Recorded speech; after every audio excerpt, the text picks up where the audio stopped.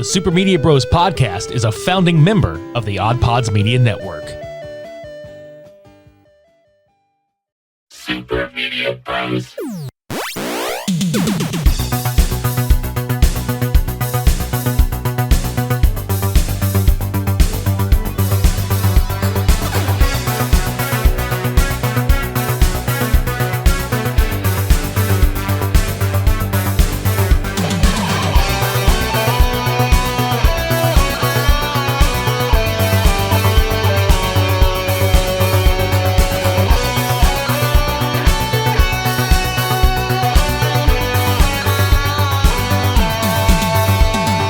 First thing that came to mind when I saw the tagline for this WrestleMania, it wasn't the most stupendous two-night event in WrestleMania history. It was the most stupidest two-night event in WrestleMania history. When you look at the card, you would think. Welcome to episode 219 of the Super Media Bros podcast. I'm Richie. I'm Devin. And Devin is not wrong. Yeah, like, you look at this list, this should have been terrible. I remember, like, getting myself prepped. I was like, it's WrestleMania. Should be a lot more excited than I am. Yeah, so if you haven't figured it out, we're talking about WrestleMania 38 that just took place on April 2nd and April 3rd in Dallas, Texas at the AT&T Stadium. Good Lord. But before we get into it, let's go with some listener feedback, sir. We got more? We got more. Wow. Okay. This has to do with WrestleMania. Ooh. Okay, first of all, I hope I get this dude's last name right because I'm going to feel like a dick if I don't. You are a dick. In fact, your name is Dick. This is true. This was on YouTube from last week's episode, and it comes from a listener named Austin Nangano. And it says, first-time listener, had a lot of fun listening to you guys. Thanks for making Mania fun on Twitter as well, because the account live tweets wrestling. If you follow us on Twitter, it live tweets Dynamite, Raw, sometimes SmackDown. Yeah, mostly the pay-per-views, but yeah, we interacted on Twitter, which I like running the Twitter account because of all the people you chat with on there. Yeah. And this being a reason, like right there, So glad you enjoyed the show, and yeah, we're gonna talk more wrestling and all that jazz. So much appreciated. Thanks for the listen, dude. Hope you, absolutely. Thank you. Yeah, hope you listen to more shit. Let's get into WrestleMania 38. Now, when was it that they decided to do it two nights? Was it like a couple years ago during the pandemic? Yeah, that's the first one that I can recall, which is kind of ironic.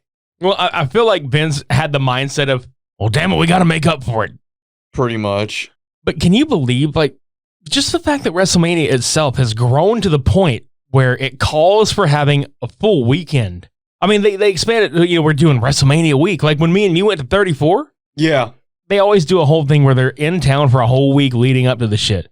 Bro, now it's literally the whole fucking week. They're there from like Monday through Sunday. I'm sure the actual performers and staff are ecstatic about that. Not a lot of traveling and all that stuff, yeah. Just kind of sit down and breathe for at least a day. Because I'm sure they're still super busy with the shows, but... And then the fan access stuff. Yeah. I feel like they have one day, probably. Right. Now, over the course of two nights, they managed to cram 16 matches into the fucking thing. Oh my God. That's not even like a knock on it. It's just, holy fuck, that's a lot. Yeah, if you really want to get down to business about it, like, two of them were technically not advertised. Like, one was half advertised and one of them just happened. Let's just get into night one and roll with this motherfucker, okay? The first match was the Usos, and then they were defending their SmackDown tag titles against Nakamura and Rick Boogs, which, it was short because Rick blew his fucking patella out. I'm sorry. I shouldn't be laughing, but anytime I hear about a wrestler tearing their quad, I think of Nash and Triple H and them and and Vince, and I can't help it.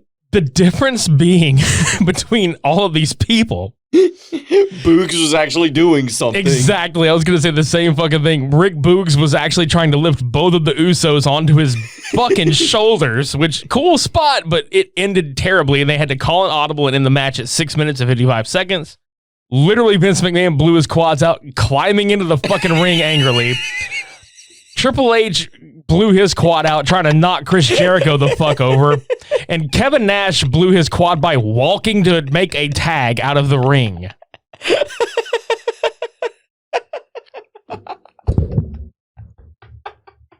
Yeah. Yeah. I'm sorry. It's just so good. I fucking love this sport. How the fuck do you get an injury by fucking walking? I know. And I'm not trying to be an asshole because that's unfortunate as hell. But when you really stop to think about the aspect of pro wrestling, of all the goddamn things that you could do, like of all the things we've seen done in this sport. It's the fucking owner.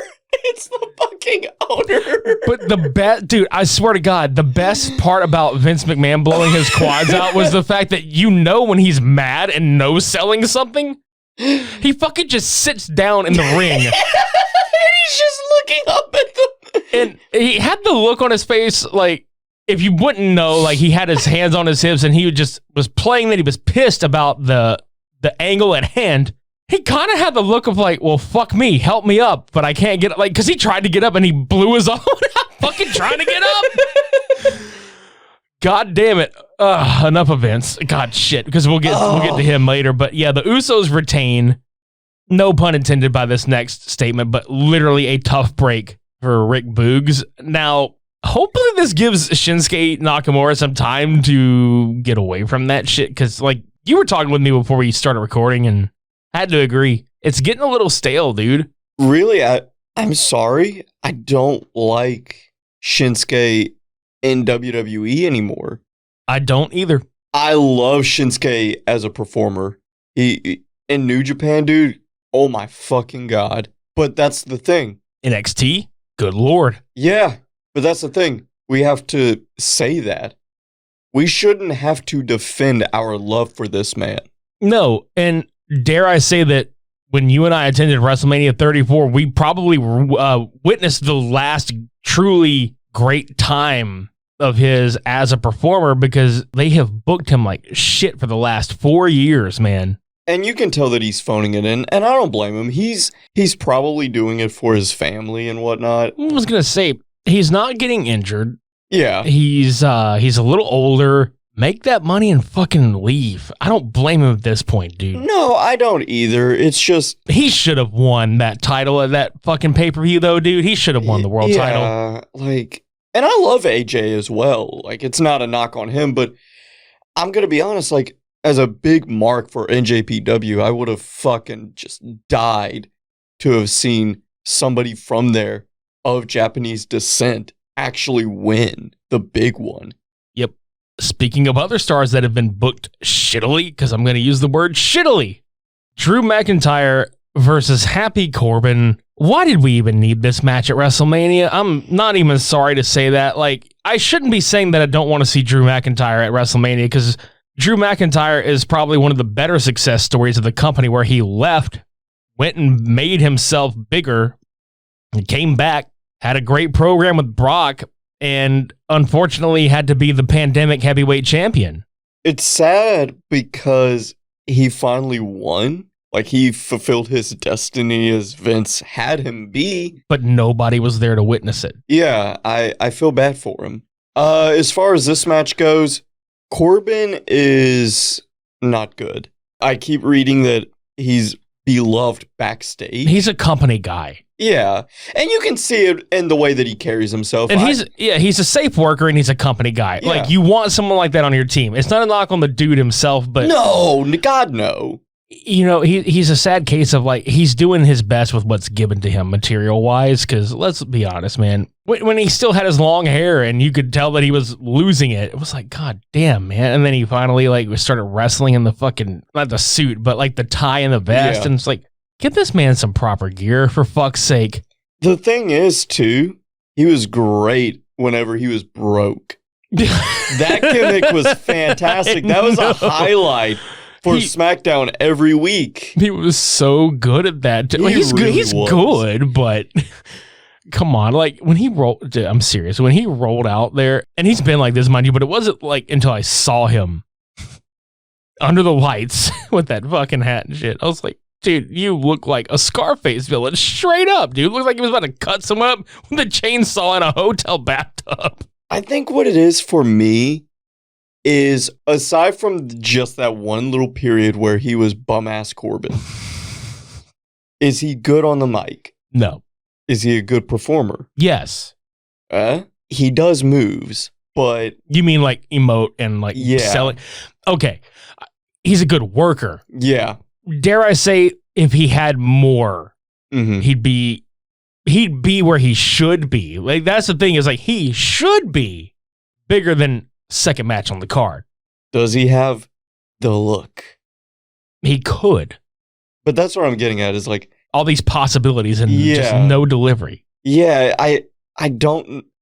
Here's my thing. I try not to critique something if I don't know what to do with it myself. Sure. I don't know what to do with Baron Corbin, but I know that I definitely wouldn't have him wrestling somebody who was your world champion not that long ago, beating Brock Lesnar, mind you, at WrestleMania, defeating the man that broke The Undertaker's streak. I don't know. The man that retired Kurt Angle, I wouldn't have given that to Baron Corbin. I'm sorry. Yeah, neither would I. Drew McIntyre kicks his ass at 8 minutes 35 seconds, slices both of the fucking top ring ropes in half with this giant goddamn Legend of Zelda sword. The sword perplexes me because on one hand, it's cool to see. On the other hand, ain't no officials tried to say, hey, you've been swinging that sumbitch around like a lot. Combat is one thing, murder is another. Anything can happen in the World Wrestling Entertainment, though. I guess so. Okay, fair enough. Yeah, it's a spectacle. Fuck yeah. The spot was pretty cool, though. He finally used a sword to do sword stuff. I was just laughing when he sliced it in half. You hear the sound effect over the loudspeaker. I was like, oh my God. Leave that part out of it, okay? Okay. I like the visual. Moving on to the Mysterios, Rey and Dominic teaming off against Logan Paul and The Miz in a tag team attraction match, which, let's be honest, that's what this was. It was an attraction match. Yeah. The first of 3 celebrity matches on the card surprisingly didn't disappoint.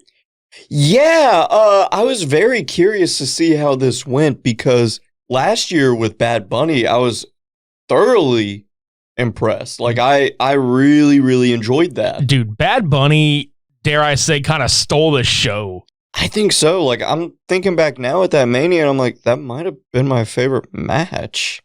It was definitely one of my favorite celebrity involvements in a WrestleMania. Yeah. This one made kind of rank up there a little bit. Logan Paul is pretty fucking athletic himself and didn't... A couple of clunky spots here and there, but goddamn, the stuff that he was doing, I was sitting there going, holy shit, he's doing it. Yeah, I believe, was it Adam Pearce that helped train him? Yes. Yeah. Kudos to Adam because you did a fucking great job at that. Fuck yeah. Well, kudos to Logan for taking it seriously enough, too. Yeah, because I wasn't even expecting that. I kind of mentally, just because, like, let's be honest, even when we don't even know these celebrities, we see on social media and we have this interpretation of what they're going to be like. Bruh, I was like, man, I really hope this man doesn't bury the fucking business. Right, and I think we also subconsciously check out. Yeah, I know I'm guilty of that. But the one little nitpick that I have, and I'm sure you know what this is, he kind of no-sold the skull-crushing finale. Yeah, okay, so Miz and Logan Paul won, which thank God they won, because look, Dominic is green as fucking goose shit, all right, dude? The motherfucker needs to go to NXT after this. Yeah, Ray, I will never talk shit about Ray. In fact, I'm going to take a moment and actually talk good about him. 10 years ago, I thought that man was done. Me too. He got stem cell treatments.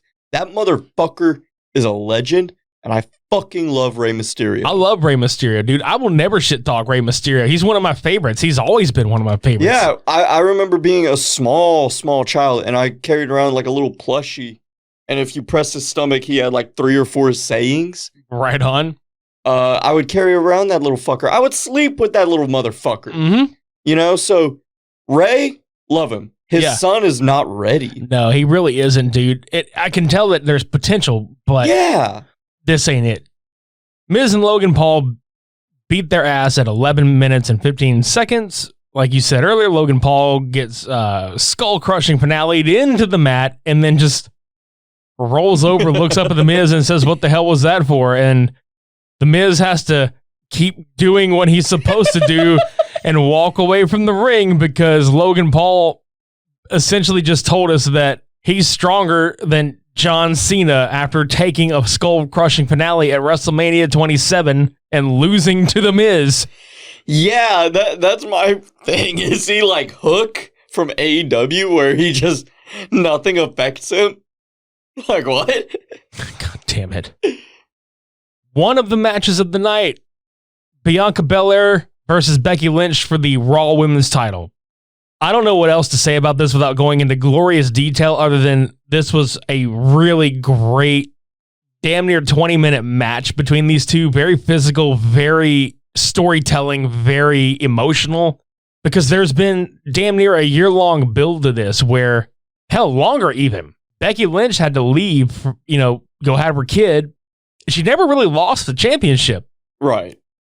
Comes back as a surprise opponent against Bianca Belair at SummerSlam last year, whoops her ass in seconds, and then continues this title reign, and Bianca has to essentially just get to the back of the line and crawl back to the top, and she does it. This was another crowning moment for Bianca Belair. Now, it's kind of funny because she had the SmackDown title, but now she's got the Raw title. So, you think about how much time has passed and the shit that went down between then and now. Yeah.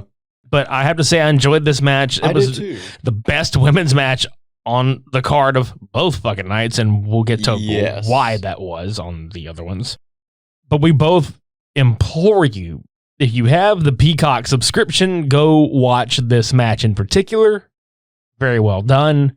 The women worked their asses off. The entrances were cool as shit. They were, yeah. And Becky was she's always been gorgeous, but good God, here. All these people are fucking megastars, really, but they really, if they didn't sell you on Bianca Belair at WrestleMania last year, this chick is a fucking superstar, man. She really is, dude. Here's the thing, she carries herself like one, too. My only thing is, going forward, I would really like for her to be a heel. I think that's where she did her best work in NXT and whatnot. I think she's too loved. She's kind of got that John Cena flair right now where she's really early on John Cena where he was stupid over and just stupid loved. You could not turn him heel at that point, which they never did. But when they do decide to pull the trigger and turn her heel, it's going to be like a fucking kick in the balls to people that I'll never forget being younger and seeing Hogan turn heel. Yeah. It wasn't me going, oh no, my Hulkamania dreams are crushed. It was like, holy shit, they fucking did it. Yeah, that's true. It's just, I think what it is for me, the EST thing, that's a heel gimmick. Right. I guess it does fall into that kind of how CM Punk, the whole straight edge thing, it can be taken as a face or a heel. You could do the EST thing as a baby face and a heel because it just depends on how far you push that envelope. Right. I hear that and I immediately think heel. But in due time. Yeah, I mean, right now, ride that wave, make your money, sell some shirts. She's doing great. Seth freaking Rollins, because they can't say fucking. Seth freaking Rollins getting a singles match at WrestleMania when all he had to really do was just ask Vince McMahon and then I know. Then tweet at the T-Rex that he's best friends with the T-Rex now and surf on Vince McMahon's desk and just be Seth laughing his ass off freaking Rollins around. Dude, look, Seth, I think, finally found himself a little bit, and he finally kind of landed with both feet. This is who I am as a character. I don't believe that I have enjoyed him any more than I do right now with this entire run that he's doing. Yeah, because for the longest time, I was just kind of like, who is Seth Rollins? What is your character?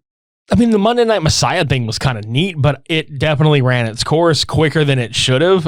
Yeah. The fact that, so he had Buddy Murphy and the Authors of Pain at first? He had that whole thing, and then We know what happened to the three of those dudes. Like, I know. they got the old chopping block, and then Seth was like, well, I've got literally nothing.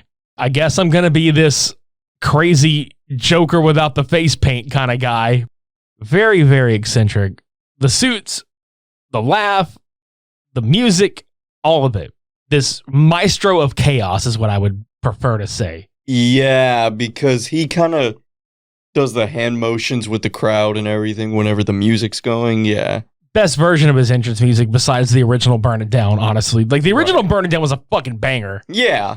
This shit is just fucking cool because it kind of takes the Monday Night Messiah gimmick or the music and the Burn It Down music and just congeals it into one.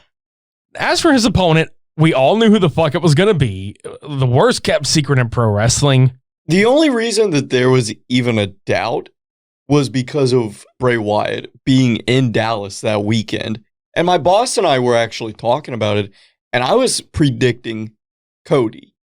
And he was like, no, I think that's a curveball. I was like, we're going to see.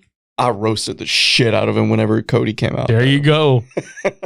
Fuck you, boss. It wasn't just Cody Rhodes. It was, which I knew this was a part of the deal too. Like, again, worst kept fucking secret, but it was the American Nightmare Cody Rhodes with Kingdom, with the fucking elevator entrance, the damn coat, the gear, the weight belt, the blonde hair, the pyro, the big fucking deal, the megastar that he made himself into and got a hero's goddamn welcome in that place. Holy shit, man. Like, I was happy for the guy. I really was. I was too. Absolutely. Because I know you have a lot of issues with the way he bailed on AEW, but yeah, that's my thing, man. In wrestling, people leave one company for another. That's nothing new. That's been there since the territories began. That's how these guys made a name for themselves. It wasn't just loyalty. You bounced around and became somebody. And then oftentimes you come back to that first initial place with that name recognition, and you go, oh, you used to pay me this? That's cute. I'm worth this now. That's fine. What I don't like is towards the end, he wasn't putting guys over anymore. His wife was out of control on TV. Like their last show in, what was it, Chicago, where she started healing it up right there. And they, to the point where the crowd was cheering for Dan Lambert. I don't like that. That said, I love Cody. I think he's a fantastic performer. And now that he's here and I kind of had a chance to iron out my own thoughts about it, I hope he does win the title at some point. I'm sure he will. That's the whole story. A great match between the two, by the way. 21 minutes and 40 seconds. An absolute literal WrestleMania classic. I swear to God, it is a modern classic of a match. Oh, it's fantastic. Check it out. Yeah, absolutely check it out on Peacock. Yeah, no, as far as him leaving AEW, I understand why he did it. I totally understand why he did it. And here's my entire kind of thing on it. Okay.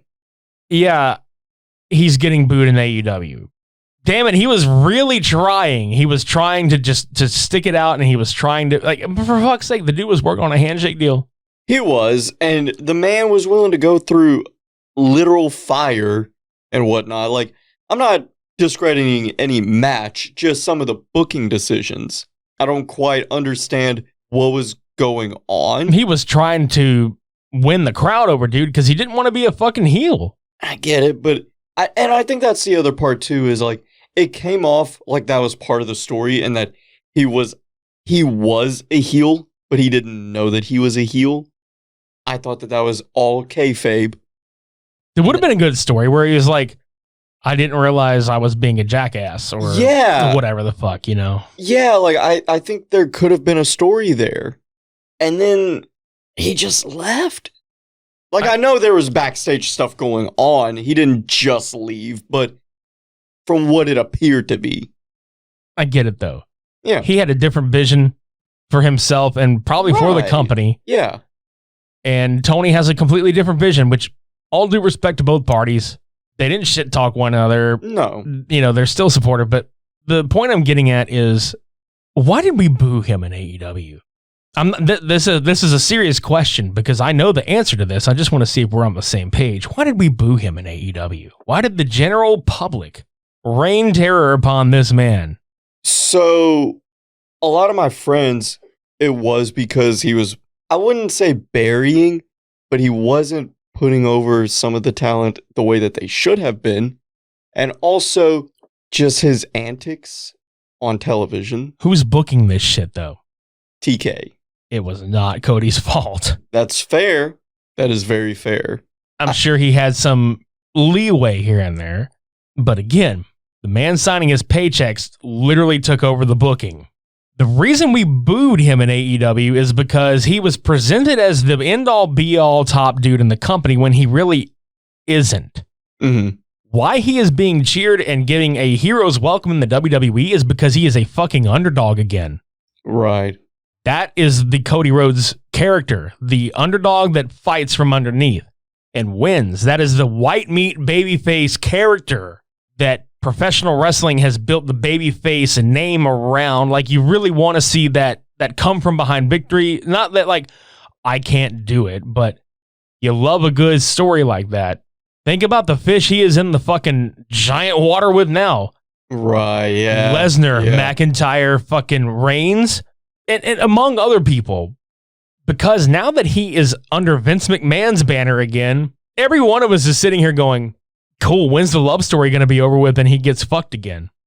That's what everybody's waiting on. Not with bated breath, like, I hope it happens. It's just kind of like, well, no, we want to see where he goes. We genuinely want to root for this guy. Don't fuck him over now that he's gone and made this entire name and gimmick and everything about who he is, suits and all, just to fuck him over. I don't think they will because, okay, this is the first AEW star to jump ship to WWE. They're probably thinking about guys like MJF. Maybe not Darby, but you see where I'm going with this. Some of these young guys that they see dollar signs on. If the first guy that jumps ship gets buried, what does that say? Yeah, exactly. So no, I think, I don't know if Cody's going to win it anytime soon from Roman, but I think he's going to have that strap sooner or later.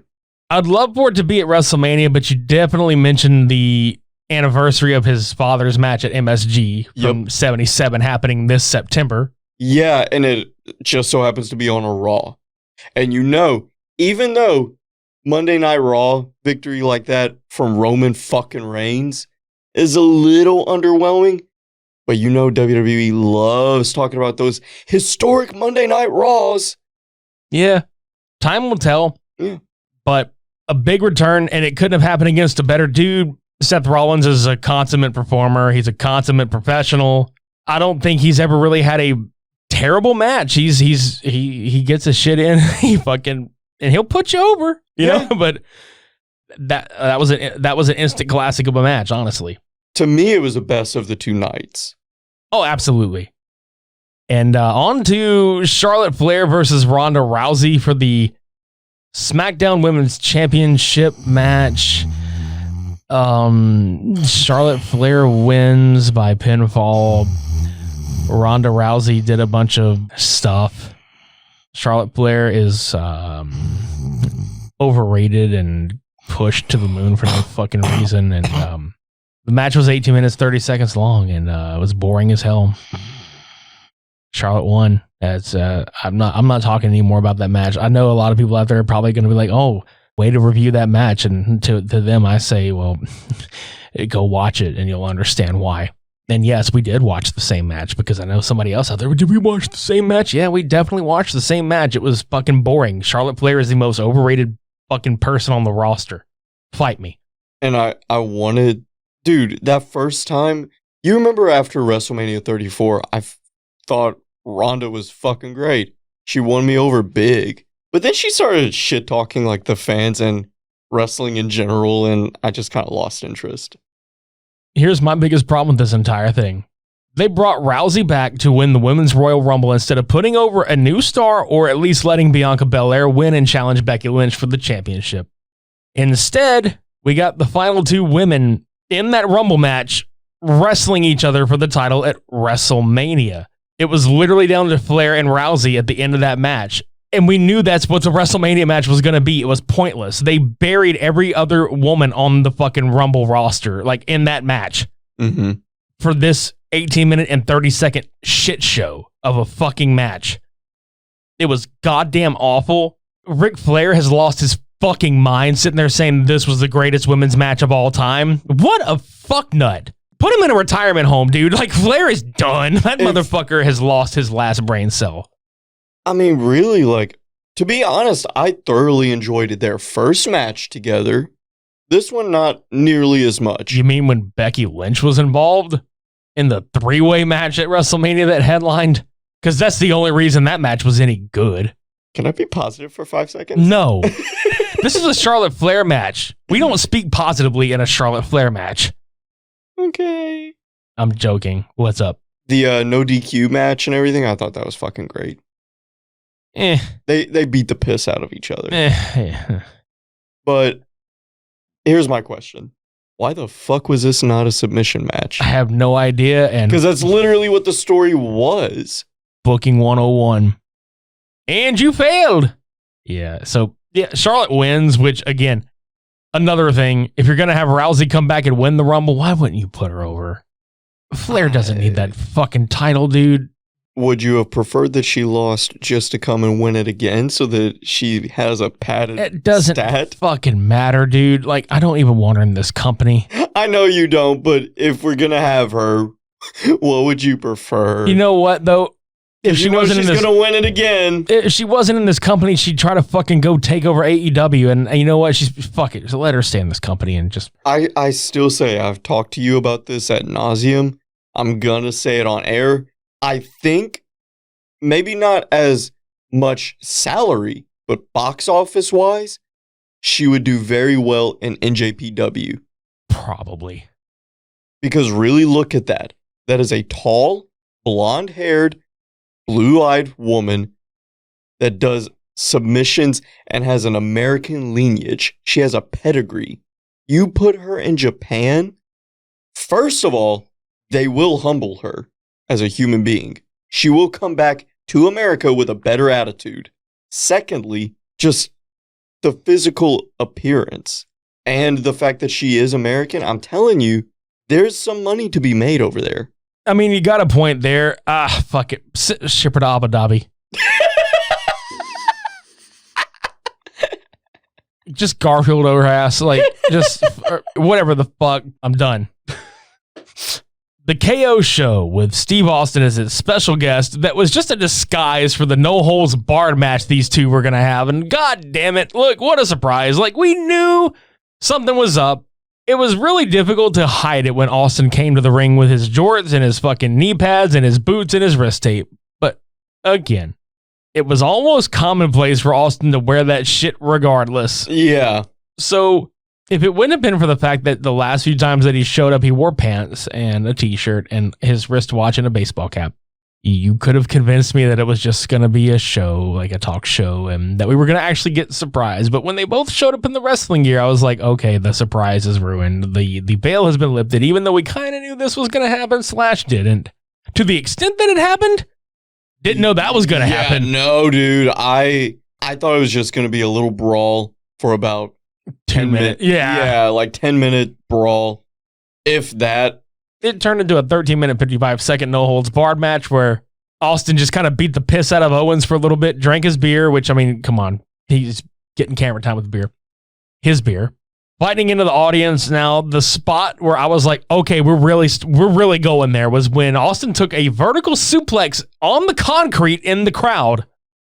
I was fucking shocked. 57 years old, hasn't wrestled a match in 19 fucking years, dude. And with all the problems that he has. He has talked about feeling decent enough.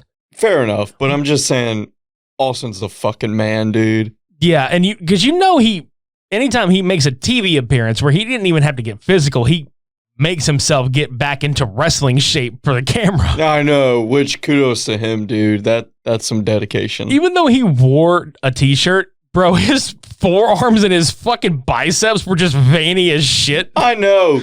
There was a photograph that I saw where from like way back to now, and I was like, this is crazy. He's clearly more muscular in that other picture. He looks better now, though. Is it weird?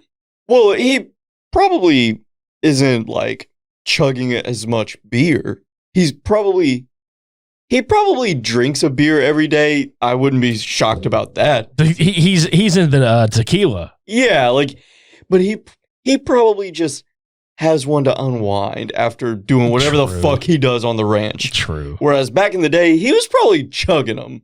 Yeah, he was pounding them back. Look, he beats the piss out of Owens. He takes a stunner, kicks out, and then comes back and he gives Owens his own stunner, wins the match, drinks a fuckload of beer, fucking Stone Cold stuns Byron Saxton out of his fucking suit and tie, pours beer everywhere. My God, dude, that whole ring was just a swimming pool of beer again. You love to see it. Oh, fuck yeah, you love to see it. And Austin really does deserve to have a good, proper send-off in Dallas. He started his career in Dallas and kind of riding off into the sunset, as he likes to say, in Dallas. That's it. He headlined another WrestleMania. One last time. One last can of whoop ass. Kevin Owens was probably the best opponent for him as his childhood hero. Took care of him. Kevin Owens is a safe worker. He's another one of those dudes that, you know, you'd like to see elsewhere, but he's pretty good where he's at. And I 100% can understand if this is the reason he re-signed with the company. Yeah. WrestleMania main event versus Stone Cold Steve Austin. Yeah. Just show me where to sign. And I'm yours for the next 5 years. I don't give a shit. He can bury me. I don't care. Same. I don't give a fuck. I don't give a shit if I don't get none of my shit in. Just let him kick my ass. I don't give a shit if I hit him with my finisher 10 times in a row and he still kicks out at 1. And he no-sells the shit out of it. I don't give a shit. Just let him beat my ass, pour beer all over me, and just have me dragged the fuck out of there. I don't give a shit if I smell like a fucking bar. Just do it. But yeah, Steve Austin caps off night 1 in probably the best way possible. For the matches of the night, definitely this, Bianca Belair and Becky Lynch and Cody and Seth. Fucking superb. And dare I ask, how do you top night 1? You don't. Yeah, like, to me, Cody and Seth had the best technical match. The one that I'll probably go back and watch the most. But the Austin and Owens match was the most fun. Entertaining as hell. Yeah. Spring has sprung, and the global leaders in below-the-waist grooming have the best tools for cleaning aisle 5 in your pants. Time to clear out your winter bush and join the other 4 million men worldwide who trust Manscaped by going to manscaped.com and getting 20% off plus free shipping with our code SUPER. Manscaped has the full package you need for spring cleaning this year. The Performance Package 4.0 is the only tool that you need to keep your boys looking and smelling like the fresh tulips your partner wants. Mine's more of a daisy. Tulips, daisies, as long as it's not thorny like a rose, my dude. To start off your spring cleaning, use the Manscaped Lawnmower 4.0 trimmer to get the most precise shave on your hedges. Did we mention it's waterproof as well? There's no need to worry about watering your grass with this tool. It's equipped with an LED light so that you know it'll be a major asset to the new shower routine. You could shave in the dark? Yeah, dude, think of it as like a spotlight, like when your favorite wrestler comes down to the ring. That works for me, brother. Clear your holes and smell the spring air with the Weed Whacker. This nose and ear hair trimmer provides proprietary skin-safe technology, which helps prevent nicks, snags, and tugs in those delicate spots. After clearing your nose, make sure to get rid of that foul ball smell with the Crop Preserver and the Crop Reviver. My sack is smelling raw. Well, we can help with that. The Crop Preserver is an anti-chafing ball deodorant and moisturizer. No more chafing? No more chafing, dude. The Crop Reviver is a spray-on toner for your balls. Keep your boys from sticking to your leg and leave them smelling like fresh flowers. You know, like the ones we were talking about earlier, like a daisy or a tulip or a really thorny rose, which I don't think you really want that. Well, that's what my pubes feel like. Oh, well, dude, you can finish off the grooming routine with the Plow 2.0. It's the perfect razor for the finest shave. Also, don't use the Lawnmower 4.0 on your balls and your face. If you're doing that, you're doing it wrong. Oh, yeah, you might want to get a new one and start doing it differently, buddy. I thought it was an all-in-one. No, that's the shampoo and conditioner. Oh, yeah. Yeah, different ad. The start of spring is also marking the start of Testicular Cancer Awareness Month in April. Manscaped is partnering with the Testicular Cancer Society to bring awareness to testicular cancer, men's health, and early cancer detection. Manscaped is committed to raising awareness for the most common form of cancer in men aged 15 to 35 and giving support for fighters, survivors, and families impacted by testicular cancer as part of their We Save Balls initiative. Get 20% off plus free shipping with our code SUPER at manscaped.com. That's 20% off plus free shipping with our code SUPER at manscaped.com. Smell oh so fresh and so clean this spring. And check yourself before you wreck yourself. It's time to throw out your old hygiene habits and upgrade your life with Manscaped.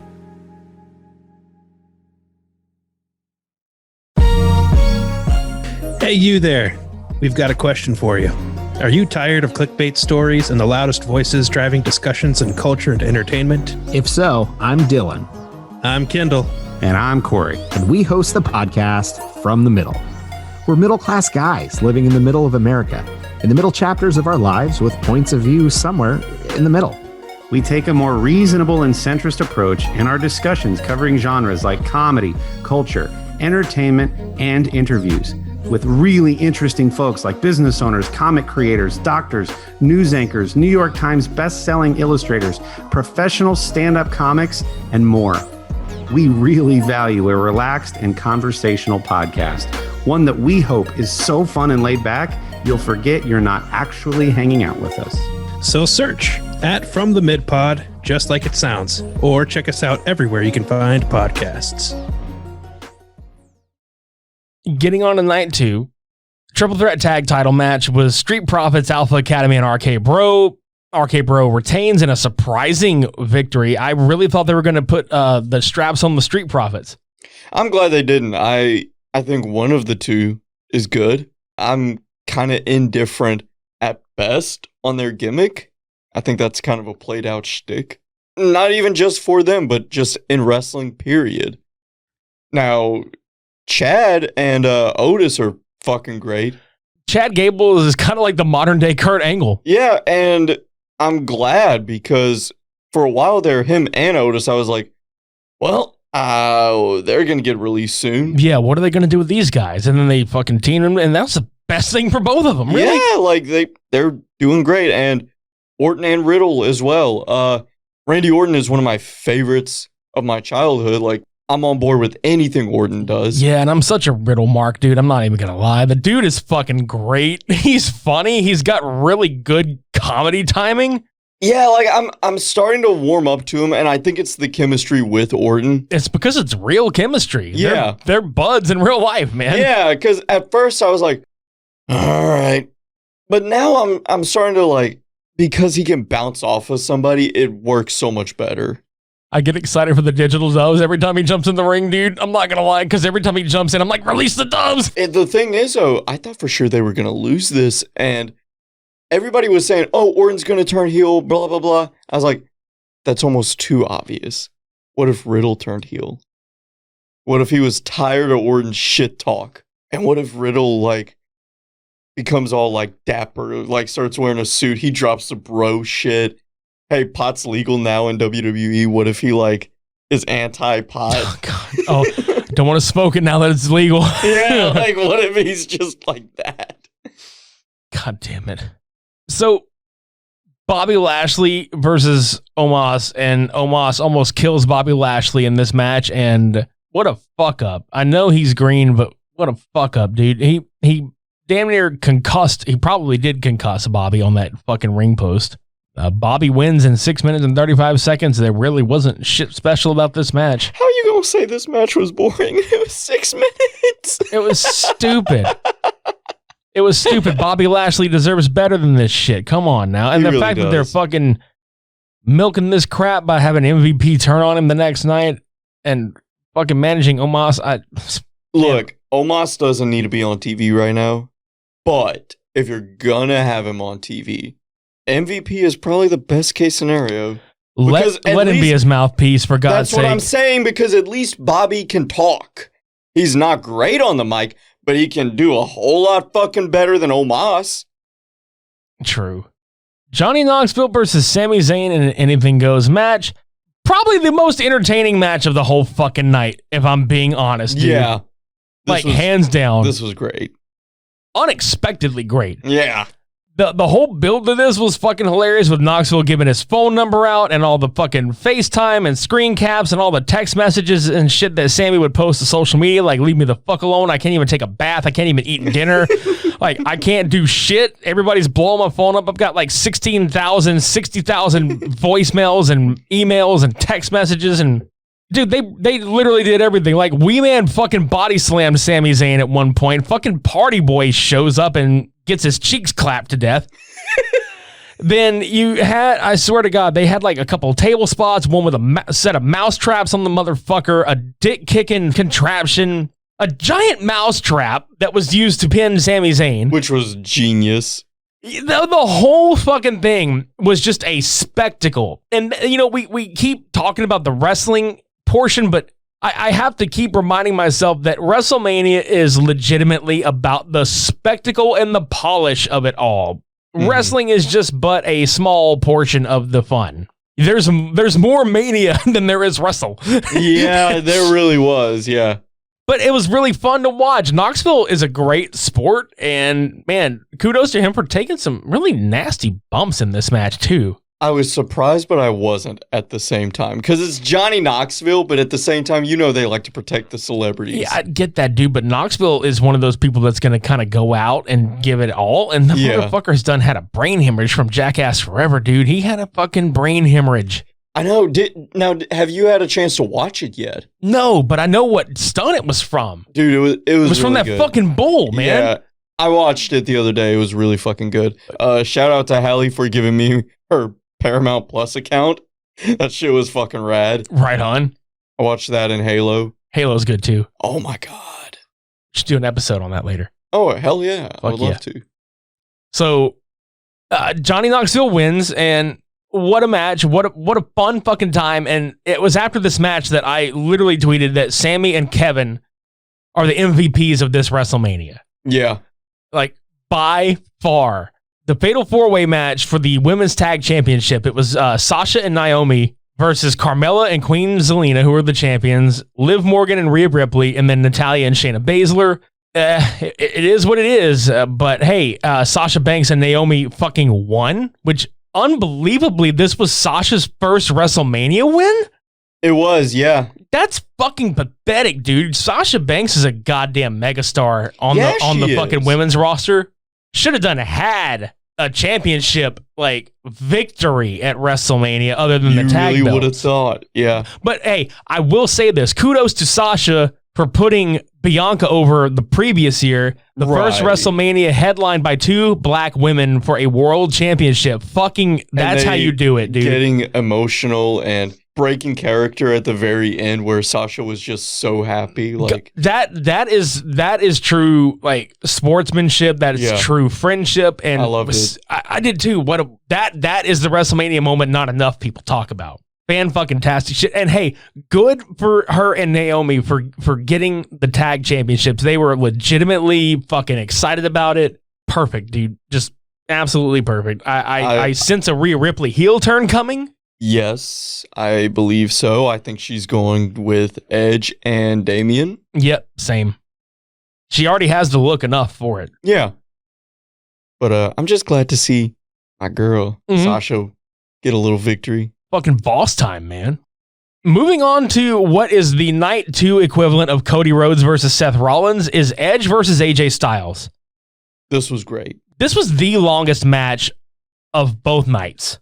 That doesn't surprise me because both Edge and AJ just love their fucking marathon matches, man. Right. But I mean, who could blame them? They're seasoned veterans and still somehow moving around the way they are. Look, dude, both those matches, Cody and Seth and then Edge and AJ, are dream matches. These were dream matches outside of this company before any of them were in the same umbrella. So, and the right outcome of this match happened with Edge beating him at the 24-minute and 5-second mark. AJ could have probably used the victory, but then where does he go from here with Edge's new gimmick happening? Yeah, you really don't want to take any losses when you have a new gimmick like that. Right. And then on top of which, this was more of a methodical match than your spot fest, your high risk maneuver shit. And now I will admit, when AJ Styles busted out that springboard 450, like within the opening portions, maybe the opening minutes of this match, I was like, oh, fuck, we're really going there already? Yeah, it kind of concerned me a little. I was like, I expect better pacing from AJ fucking Styles, but okay. I mean, it was really like a slow burn match, but for them, it worked. Yeah, like, and I'm not saying like that's what I want is just slow pacing, but I'm just saying, oh shit, you're already doing that? Yeah, that's the thing I said too. I was like, wait, what? Yeah, like I love a good spot as much as the next guy, but they have their places. Right. But yeah, nonetheless, Edge picks the victory up in what was probably the match of the night on this card, and weirdly is like on par match of the night status with Knoxville and Zayn, which I didn't think I'd be saying that, but you know, I think entertainment-wise, Knoxville and Zayn. Yeah. Work rate-wise, Edge and AJ. Absolutely. Yeah. So then you move from that to the match that got cut from the night before because, you know, we just had to show so many video packages and so much dumb bullshit. And we had to have a 2-hour pre-show with literally nothing happening on it. And I have something to say. Go ahead. Look, they brought the Hall of Fame people out the night before. This match lasted 1 minute and 40 seconds. It was Sheamus and Ridge Holland versus The New Day. The New Day lost. First of all, fuck that booking decision. Secondly, fuck the fact that they got cut from the night before only to get 1 minute and 40 seconds when The Undertaker walking out on the goddamn entry ramp for his Hall of Fame, whatever the fuck, that literally lasted longer than this match was. You couldn't give that time to him? I get it's The Undertaker. I get it's the Hall of Fame. That fucker had almost an hour of TV time to talk on his induction night. Let the people that are trying to get some fucking time on this pay-per-view on there. It's bad enough that between the two pre-shows you had 4 hours and not the IC title or the US title got defended. Not even on the main card. There were matches that shouldn't have been on this fucking card. Getting to the next match, Pat McAfee and Austin Theory, another very surprisingly well done match from Pat McAfee. The goddamn dude was a megastar in this one too. Surprised the shit out of me. Right decision was made on this one. Michael Cole using no chair for the first probably 2 minutes of this match had me laughing because McMahon took his fucking chair.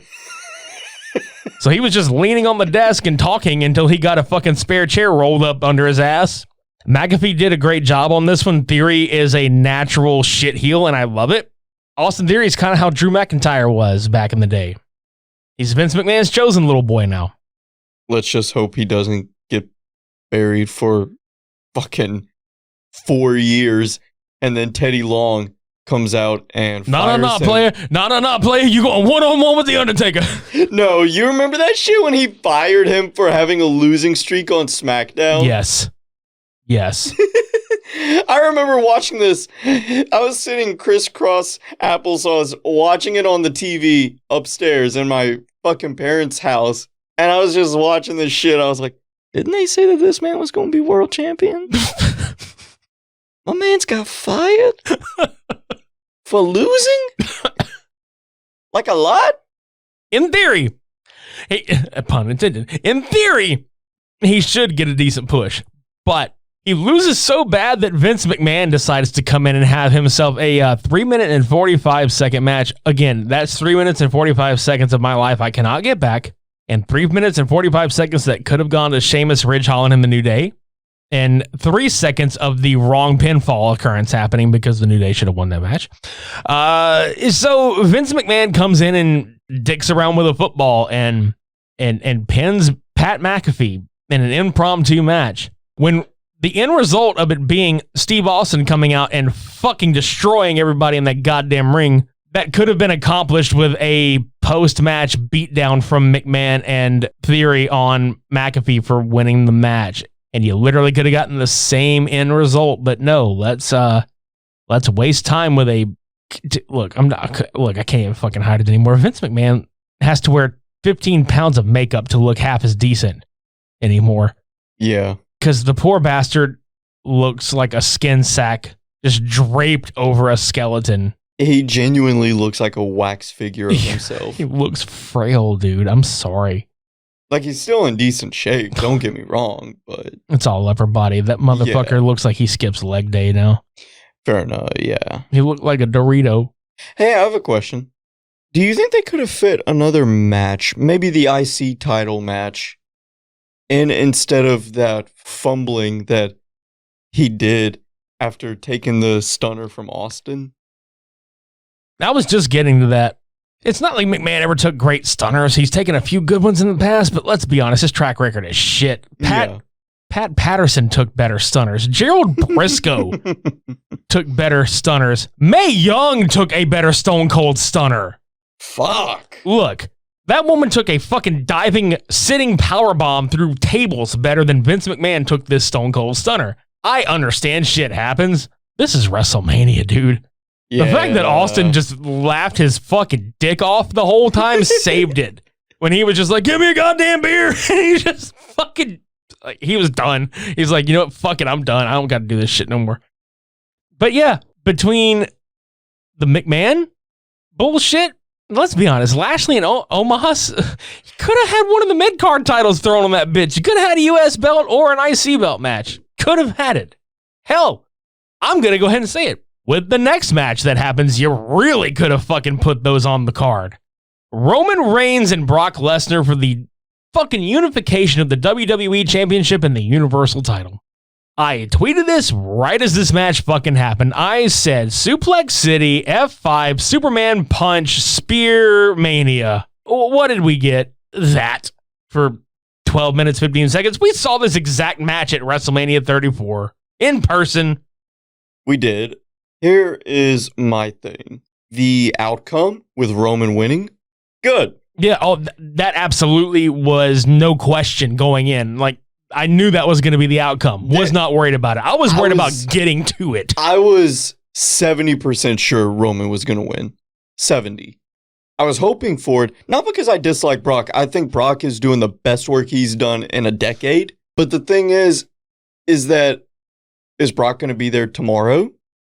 Is Brock going to be there this month? I don't want another vacant champion, you know? So good call there. Kudos to Roman for working with a shoulder out of socket. You've earned so much respect. I've always liked him since he turned heel and really found his footing, but that really sealed the deal for me. And good job for unifying the titles, because I never liked having two straps, because it always felt like the Universal was bigger than the WWE Championship ever since Roman won. And that's fucking crazy to think about, because the Universal title has only literally existed since the Rollins versus Balor match at SummerSlam. Correct. And that's my problem with having two main event champions to begin with. One of them always feels lesser. Yeah. It's like, oh, you're not good enough to win the WWE title, so here's the Universal Championship. Yeah, like, I don't like that. So it's the participation trophy of world titles. Essentially. And I'm not stupid. I know that 6 to 8 months, they'll split the two straps again. There's no doubt in my mind. But for now, I'm glad that it's one, sort of. If they actually combine them into one singular belt, I don't know. It'd be cool if the strap was half blue and half black. Kind of how they did in the show graphic. Yeah. When I saw that, I was like, oh, that would be a really neat design. I saw somebody do like a Photoshop where the leather portion of it was gold. Ooh. Yeah, it didn't look half bad, honestly. But then it becomes like, how do you split that? I know you talked about the big gold belt, but yeah, it's my favorite. I know, but I really wish they would come up with a completely different design for the World Championship. It looks so lame being essentially a giant belt buckle, like of the WWE logo. I don't like it. I never have. I liked it when it first came out, but the problem is they all look the same now. Yeah, they really fucking do. The sad part is when your mid-card and tag belts look better than your world title. Mm-hmm. on both brands, on the women's roster and the men's roster. Holy shit. The best looking championship on the men's roster is the Intercontinental title, honestly. And even that, I'm like, I'm not feeling it the way that I did the one before. Yeah. The most iconic look to the IC title will always be the like Shawn Michaels, Razor Ramon, Bret Hart, Mr. Perfect look. Amen. When Cody Rhodes brought it back. Right. I fucking love that. It's prestigious looking. Yeah. The new one looks literally like one of their toy belts. That's my problem with it too. The United States title is fine. Definitely a major upgrade. From what it was, yes. But it kind of looks like something that the 90s thought would look futuristic. I think that's why I like it. It's like if you lived in the world of Judge Dredd. Yeah. Like, and I'm going to watch the World Championship match. I'm like, that's what the belt would look like. Exactly. It's the Mega City 1 Championship. Like, it's one of those things where if you're reading a comic book, it's like, yeah, that makes sense. Right. But as far as an actual prestigious championship, I'm not feeling it. I don't know. Like, I always liked championships that looked like real title belts. It's probably why I liked the Undisputed Championship, the one with Brock and Eddie Guerrero, all of that. I love the big gold. I loved the Winged Eagle. I loved all of that shit. I liked the Winged Eagle design that like Bret Hart was most synonymous with and Hulk Hogan in like the later 90s or whatever the fuck. Or I'm sorry, the early 90s.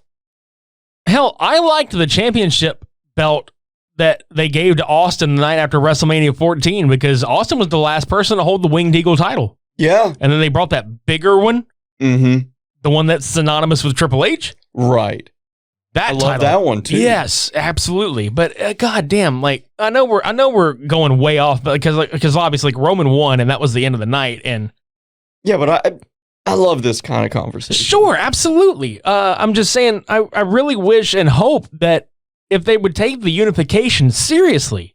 I'm sick and tired of like people walking around with 2 world championship belts. It looks stupid. I don't like that Sammy Guevara was walking around with 2 fucking TNT titles. It still made no sense. Somebody, I believe it was on Reddit, I read like a theory as to what that meant. Or maybe it was even confirmed from an interview. I don't remember. Sammy said something like, oh yeah, I earned both of these belts, so I'm carrying both of them. Yeah, it was something like that. And I was like, I really don't give a shit. It's the same title. Yep. Just fucking get rid of it. Now, Dan Lambert is making it work by wearing. Sure. That basically him making the best out of a really stupid situation. Correct. But yeah, I really hope they do, because this is the chance. They could absolutely let him carry the belts around for a little while. Maybe Roman gets bored and he's like, I melted these fuckers down and I fucking made a new title belt, or they commissioned a new title belt. And Roman was like, neither of these belts are good enough for me anymore. I need something that has more, something that says head of the table. Yeah. Something that says tribal chief when I wear it. And then he can pull the card of like, you want this title? This is my title. I made this title. I'm going to go ahead and say it right now.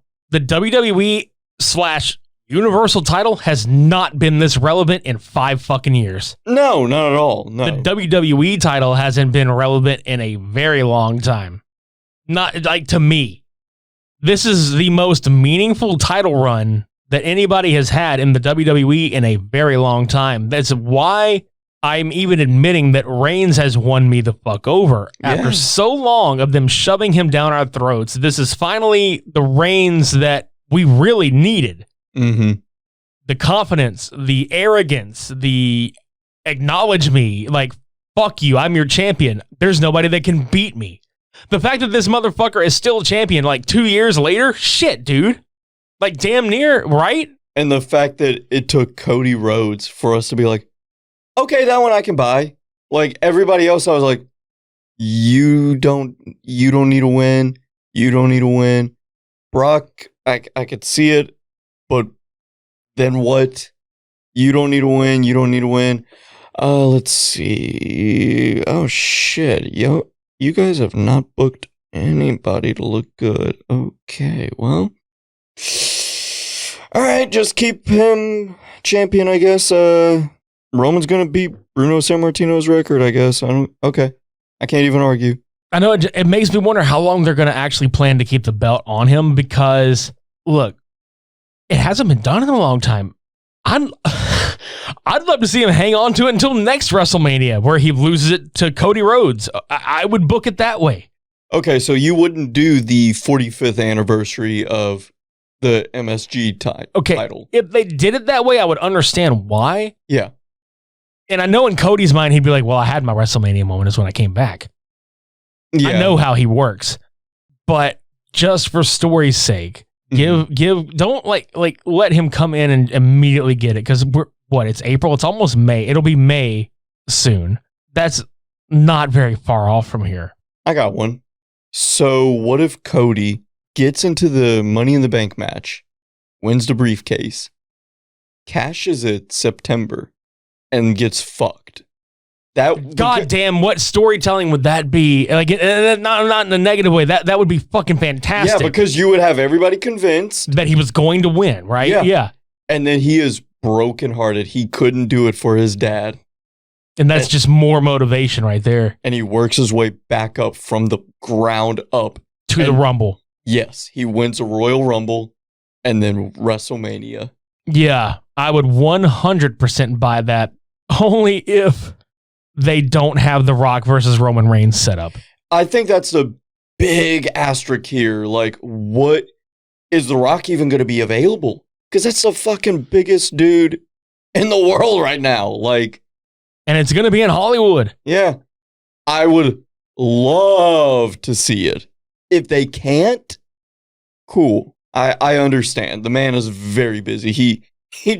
They just released a teaser for the XFL relaunch. So you know what?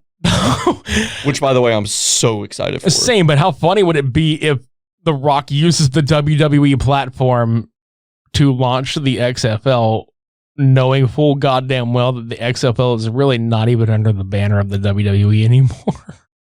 You know what, though? That's actually something that I was thinking about the other day.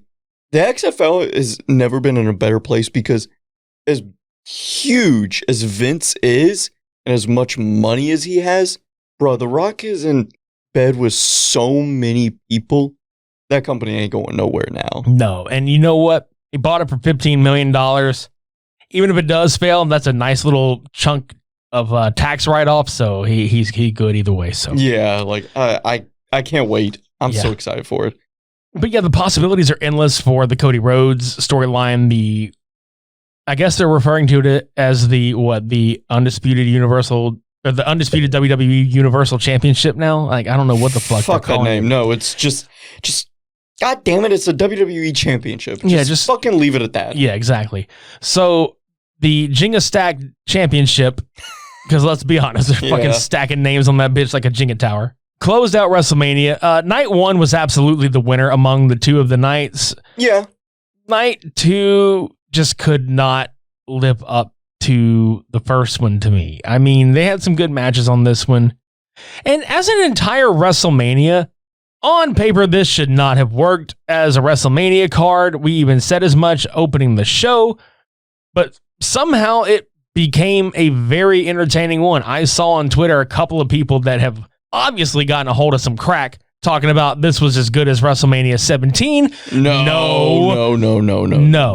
You fucking fuck right out of here with that shit. The WrestleMania 17 is the greatest WrestleMania that has ever happened, with 19 being a very fucking close second, and just in my opinion. Even the filler was still good. Yeah. If you look at the spectacle of it, WrestleMania 17 had stars and spectacle. WrestleMania 38 had spectacle and a few stars. When you advertise something as the greatest WrestleMania match of all time and it fucking more than underdelivers, no, there's a problem. And yeah. Was it the worst WrestleMania though? No, not by a long shot. God, no. But yeah, as far as it goes, I mean, it was a surprising WrestleMania and better than we expected. Very entertaining. And honestly, was a good time to watch live when it was happening. Yeah, you know what? Usually during these kind of events, even the Royal Rumble, Peacock gave me trouble. It didn't give me trouble for WrestleMania. No, it didn't give me trouble either. And yeah, I mean, that's really all I have to say about this event. But we're going to travel 30 years into the past and visit WrestleMania 8 as part of our 1992 reviews throughout the year of the Big Four before they became the Big Five. So we covered the Royal Rumble from 1992 back in January. So next week, we're going to come back and take a trip to WrestleMania 8, where the dual main event is Ric Flair versus Macho Man Randy Savage for the World Wrestling Federation Heavyweight Championship, and Sid Justice versus Hulk Hogan with the infamous fuck up from the run-in that Papa Shango was supposed to do, and all the other tomfoolery and shenanigans that surrounded that. So, yeah. Good times. Visit supermediabrospodcast.com for past, present, and future episodes. Subscribe to us on YouTube. Leave us a comment. Leave us a thumbs up. Ring the bell for notifications, all that bullshit. You can leave us a rating and review at Spotify, Apple Podcasts, Podchaser, which I didn't even say this earlier, but on Podchaser, we were one of the 60 shows that they recommended for review during the month of April. Woo! That's right.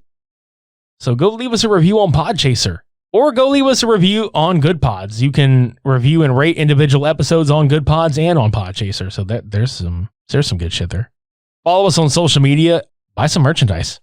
Have your own beer bash in a Super Media Bros t-shirt like Stone Cold Steve Austin is wearing on the artwork of this episode. You can barely tell, but he bought one. That's because he knows. He looking fresh. That's right. He looking fresh as fuck. It helped him defeat Kevin Owens at WrestleMania. You too can beat Kevin Owens at WrestleMania if you wear a Super Media Bros t-shirt. Even better, you yourself can faceplant Logan Paul's derpy-looking face into the mat like The Miz if you wear a Super Media Bros hoodie. Even better, if you don't feel like spilling your beer everywhere, get a Super Media Bros koozie and put your fucking beer in it. Fuck yeah. Thank you guys for hanging out with us this week. You know, it's always fun to talk about the wrestling stuff. We had a good time talking about the video games and shit last week, and we're gonna keep on rolling this motherfucking train along. Obviously, this has been the WrestleMania 38 review. Until next week, I've been Richie. I'm Devin. Shades on. We're off.